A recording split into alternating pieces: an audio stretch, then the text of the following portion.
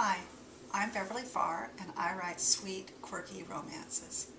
Now, I don't think my stories are that quirky, but other people read them and they think they're kind of weird or strange or have something that's a little different in them.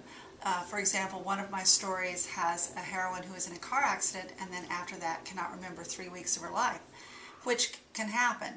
But the interesting or slightly strange thing for her is that 2 months later she finds out she's pregnant, which is a big surprise because as far as she knows, she's never had sex. So obviously something important happened during those 3 weeks that she can't remember. And of course to me it comes from asking what if, something that to me sounds interesting. What if somebody was pregnant and doesn't know who the father is? That's interesting.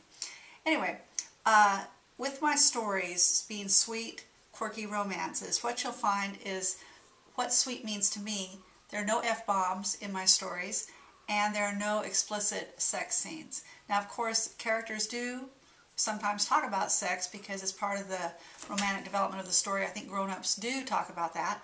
But when it comes to a love scene, it's a fade to black, like the old-time movies where, you know, they're kissing, da-da, and then, hey, wake up, oh, what happened? So that's what is in my books.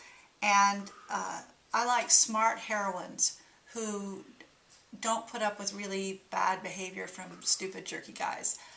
I don't mind autocratic or a guy who's made some mistakes, that's fine.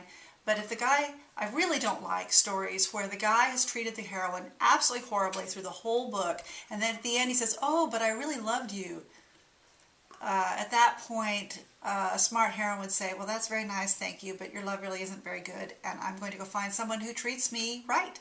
So I don't like really jerky heroes. Oh, and the story that I was talking about before, the girl with amnesia who's pregnant, that story is Forgotten Honeymoon. I also want to talk about my quilts. This is one of my favorite quilts. It's a 109 patch. So there are 900 2-inch squares, and there are 50 pairs with a positive negative 9 patch. Thank you for listening, and I hope you enjoy my sweet, quirky romances. Thanks.